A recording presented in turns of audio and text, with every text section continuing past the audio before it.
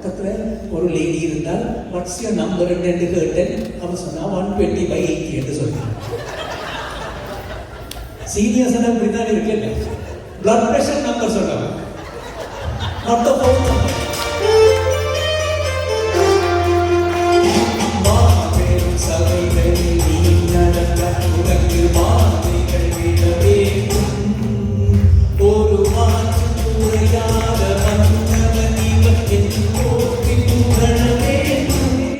என்னுடைய அமைப்பு இருந்தால் அந்த அமைப்பில் இருந்து பிரிந்து இன்னொரு அமைப்பு, அதன் பிரிந்து இன்னொரு அமைப்பு, இப்படித்தான் பார்த்து கொண்டு இருக்கின்றோம் இல்லையா?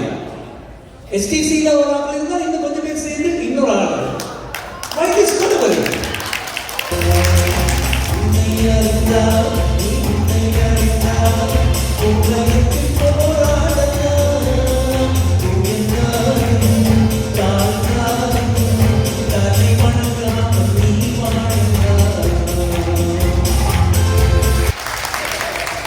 இன்றைக்கு நாங்கள் கலைக்க போறது என்னென்றால், இவ்வளவு காலமும் நாங்கள் வந்து இந்த அபியூஸுக்கு சரியான தமிழ் வார்த்தை எல்லாம் தேடி பார்த்து எனக்கு கிட்டினது வந்து துஷ்பிரயோகம் என்பது.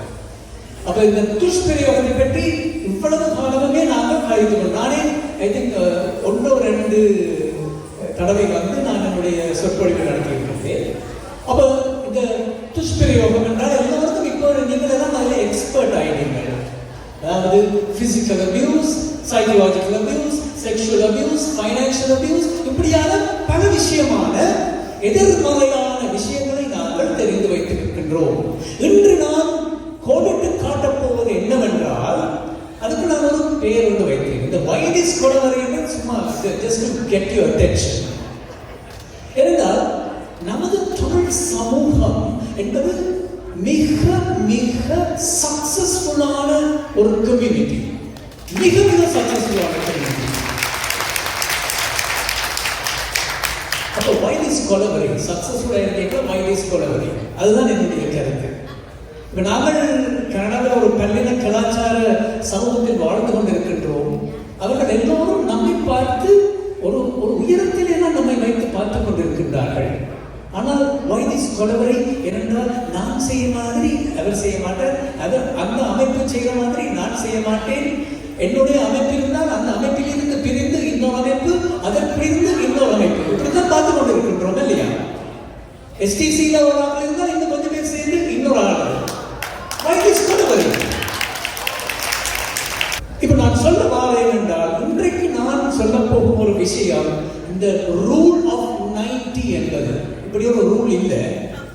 நியூட்டன்ஸ் லா, அந்த லா, இந்த லா இருக்கும். ரூல் ஆஃப் 90 என்பதுதான் என்னுடைய கருத்து. இந்த 90 என்பது சில வேளை 99.9 ஆகவும் இருக்கலாம், சில வேளை 75.2 ஆகவும் இருக்கலாம். என்னிடம் இதற்கான அந்த டேட்டா இல்லை.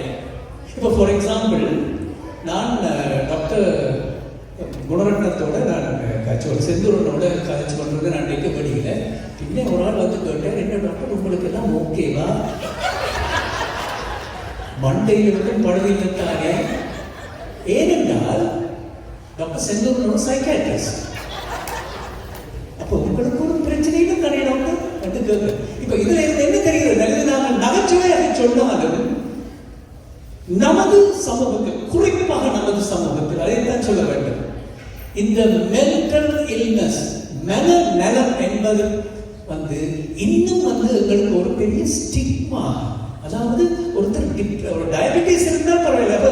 இப்ப எல்லாம் கேட்டால், அதாவது ஒரு சொல்றார்கள், நான் ஒரு பாருக்கு போனேன், அங்க பக்கத்துல ஒரு லேடி இருந்தால் வாட்ஸ் யுவர் நம்பர் என்று கேட்டேன். அவன் சொன்னா 120/80 என்று சொன்னான். சீனியர்ஸ் எல்லாம் இப்படிதான் இருக்கேன். பிளட் பிரஷர் நம்பர் சொன்னாங்க, not the phone number. அப்ப அது ஓகே, பிளட் பிரஷர் பற்றி கரைக்கலாம், டயபெட்டிஸ் பற்றி கரைக்கலாம். ஆனால் எனக்கு டிப்ரெஷன் இருக்கு, நான் டாக்டர் செந்தூரன்ட்ட போனான்னு வெளியில சொன்னாலே மொத்தம் அவருக்கு ஆபீஸுக்கு போனவே பாதி பேர் தலையில துவாய் துண்டோடு நான் போறவேன். அவ்வளவு ஸ்டிக்மா.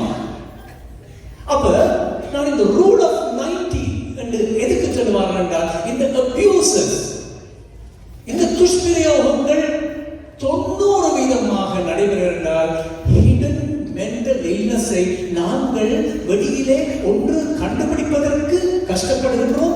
கண்டுபிடித்தாலும் சொல்வதற்கு தயங்குகின்றோம். சொல்வதற்கு தயங்கினாலும் அதற்குரிய சரியான சிகிச்சையை எடுப்பதற்கு நாங்கள் மறக்கின்றோம். இது இந்த 90 ரூல்ல உண்டு. ஆனால் நான் சொல்ல போற 90 ரூல் என்பது என்னவென்றால், நமது சமூகத்திலும் நமது வாழ்விலாகட்டும் நமது உலகத்திலாகட்டும் 90% நல்லவர்கள், 90% நிகழ்வுகள் நல்லவை. ஆனால் நாங்கள் எங்க போக்கஸ் பண்றோம் என்றால், இப்ப இந்த நாடகம் நாங்கள் பார்த்த அருமையான நாடகம், அது ஒரு 10% ஒரு கூடாமல் இருக்கிறார். ஆனால் நாங்கள் அதை அந்த போக்கஸ் பண்றது, அந்த துஷ்பிரயோகம் அந்த 10% தான் இருக்குது. Negative things. நீங்கள் மீடியா எடுங்கோ, சோஷியல் மீடியா எடுங்கோ, பேப்பர் எல்லாமே நெகட்டிவ் திங்கை தான் உங்களுக்கு கொண்டு வந்து செல்கிறது. அதாவது ஒரு போலீஸ்காரர் ஒரு கண் பார்வையற்ற ஒரு பெண்மணிக்கு வீதியை கடக்க உதவினார் என்பது ஒரு பாசிட்டிவ் நியூஸ். அது எந்த பேப்பராவது போடுதா? இல்லை. அந்த போலீஸ்காரர் அவரை துப்பாக்கியால் சுட்டார். இதுதான் நாங்களும் விரும்பி பார்க்கிறோம். எங்களுக்கு அந்த அட்ரினலின் கொடுக்கிற விஷயம் என்ன? அந்த 10% நெகட்டிவ். அப்ப 90% பாசிட்டிவாக இருந்தாலும் ஒரு சட்டியிலே பால் இருந்தால் அதில் அதை சொல்வார்கள் தமிழில் பழமொழி, ஒரு பானை சோறு ஒரு சோறு பதம். அது வேறு. ஒரு சட்டி பாலிலே ஒரு துளி விஷம் கலந்தாலும் அந்த பாலை குடிக்க முடியாது. அதே போலதான் நமது வாழ்விலும் இந்த அபியூசஸ் நடந்து கொண்டுதான் இருக்கின்றன. அது இன்று நேற்றல்ல, ராமாயண மகாபாரத காலத்திலிருந்தே அபியூசஸ் நடக்கின்றது. ஆனால் நாங்கள் அதை போக்கஸ் பண்ணுவது இந்த அபியூஸை. ஆனால் அந்த அபியூஸை போக்கஸ் பண்ணத்தான் வேண்டும். ஆனால் அதோடு சேர்த்து அந்த நல்ல விஷயங்களையும் போக்கஸ் பண்ணினால் இந்த அபியூசஸில் இருந்து ஓரளவிற்கு நாங்கள் தப்பித்துக் கொள்ளலாம் என்பதுதான் என்னுடைய இன்றைய செய்தி. அப்ப 90% நல்லவர்கள், 90% நிகழ்வுகள் நல்லவை. அந்த 10% நாங்கள் இக்னோர் பண்ணக்கூடாது. இக்னோர் பண்ண வேண்டும் என்று நான் சொல்லவில்லை. ஆனால் இன்று நாங்கள் கவனிக்க வேண்டிய விஷயம் என்னென்ன, பஞ்சதந்திர கதைகளிலே சொல்வார்கள், ஒரு மீன் கதை இருக்கின்றது. அதாவது வெறும் முன் காப்போம், வந்த உடன் காப்போம், வெறும் வந்த பின்னால் காப்போம். அப்ப அபியூஸ் ஒன்று நடக்க முன்னால காக்கிறத பற்றி தான் நாங்கள் ஒரு ஆராய்ச்சி. வந்தவுடன் என்ன செய்ய வேண்டும் என்பதை பற்றி தெரிந்து கொள்ள வேண்டும். வந்த பின்னால் ஒருவருக்கு ஒரு துஷ்பிரயோகம் நடக்கின்றது. அது பார்த்தீங்கன்னா இப்ப ஸ்கேம்ஸ் என்று சொல்லி பல வகையான ஸ்கேம்ஸ். எத்தனை போன் கால் வருகிறது. என்ன வந்தா, I am calling from RCMP, உங்களுடைய அக்கௌண்ட் முடங்கிவிட்டது. சந்தோஷம். அப்ப அதை முதல்ல நாங்கள் இந்த போன் கால்ல தெரியாத போன் நம்பரை எடுத்து கதைக்கிறத முதல்ல சீனியர்ஸ் விட வேண்டும். இந்த போன்ல தெரியாத நம்பர் தேவையான மெசேஜ் விடட்டும். அப்ப இப்படியான துஷ்பிரயோகங்கள் வெறும் முன் காப்பதற்குத்தான் நாங்கள் இன்று ஒரு அருமையான பாரதியார் பாடல் ஒன்று வந்தது. அந்த 90% அந்த பாரதியார் பாடல், அந்த ஸ்பாமில் அந்த அன்றைக்கு சொல்லிவிட்டார், நல்லதோ வீணை செய்தே அதை நலம் கெட பொழுதில் அறிவதுண்டோ. நல்லதோ வீணை நமக்கு கிடைத்திருக்கின்றது, அதன் பொழுதியில் அறிய வேண்டும். அது அடுத்த லைன் தான் மிக முக்கியம். எல்லாரும் நாங்கள் இந்த 2 லைனோட நல்ல ஒரு உடம்பை நீ குடித்து குடித்து கெடுத்து விட்டாய், அப்படித்தான் எல்லாரும் நாங்கள் அந்த பாட்டை நாங்கள் இன்டர்பிரேட் பண்ணி கொண்டு இருக்கிறோம். நல்ல ஒரு உடம்பை நாங்கள் கேக்கும் ஐஸ்கிரீமா சாப்பிட்டு டயபெட்டிஸ் வந்து நல்லதோ வீணை செய்தே நல்ல கிடப்போம். அது இல்லை பாரதியார் சொன்னது. அடுத்த லைன், அவர் அம்பாளை அவர் ஒரு உரிமையோடு சொல்லடி சிவசக்தி என்னை சுடர்மிகும் அறிவுடன் படைத்து விட்டாய். என்ன 90% of இது I am a young person. சுடர்மிகும் அறிவுடன் படைத்து விட்டாய், வல்லமை தாராய், அதாவது எனக்கு சக்தியை கொடு. எதற்கு சக்தியை கொடு என்று பாரதியார் சொன்னார் என்றால், அடுத்த வரிதான் மிக முக்கியம். இந்த மாநிலம் பயனுற வாழ்வதற்கே, அங்குதான் முக்கியம். இந்த மாநிலம் பயனுற, நான் பயனுற வாழ்வதற்கல்ல, என்னுடைய மனைவி பயனுற வாழ்வதற்கல்ல, என்னுடைய குழந்தை, இந்த மாநிலம் பயனுற வாழ்வதற்கே என்று பாரதியார் சொன்னார். அதற்குத்தான் சொல்லடி சிவசக்தி என்னை சுடர்மிகும் அறிவுடன் படைத்து விட்டாய், வல்லமை தாராயோ இந்த அப்ப இந்த 90% of the time we we are fine. அப்ப rather than focusing on the negative things, let's appreciate, let's promote the goodness in ourselves.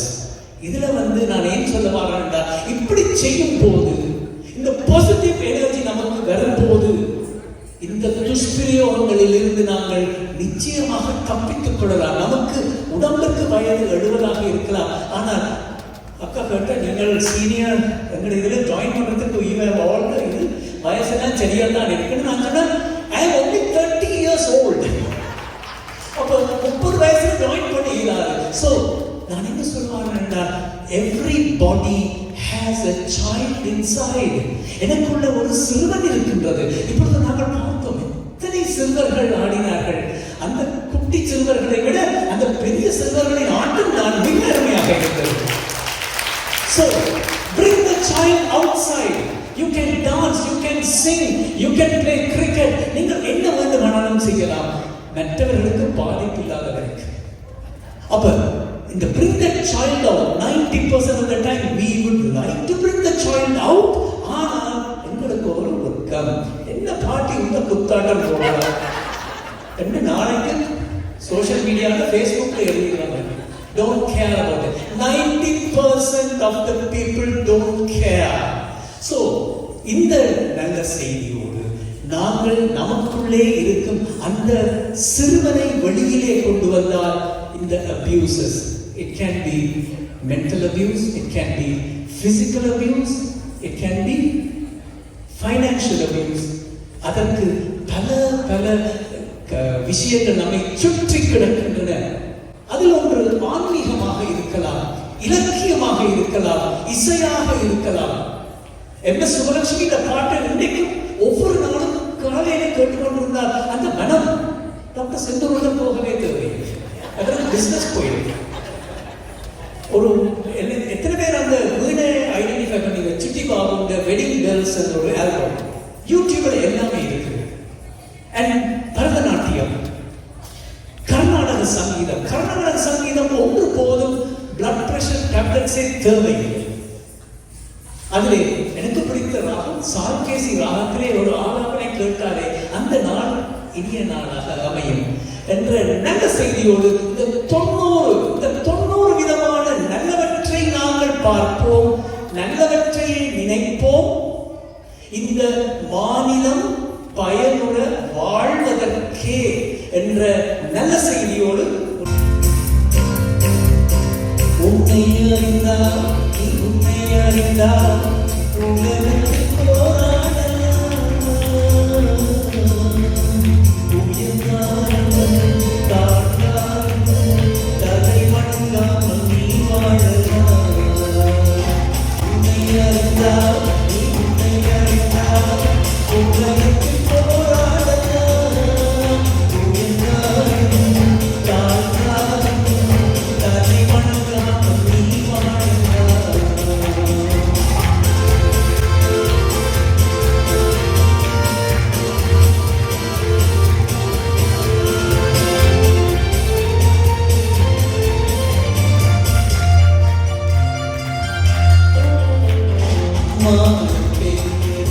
வாழும் மனிதர்களை வாழ்ந்து சொல்வதில்லையா, தன்னை சொல்பவர்கள் தலைவர்கள் ஆவதில்லையா. மானம் பெரியதென்று வாழும் மனிதர்கள் வாழ்ந்து சொல்வதில்லையா, தன்னை தாரம் அறிந்து கொண்டு சொல்பவர் தலைவர்கள் ஆவதில்லையா.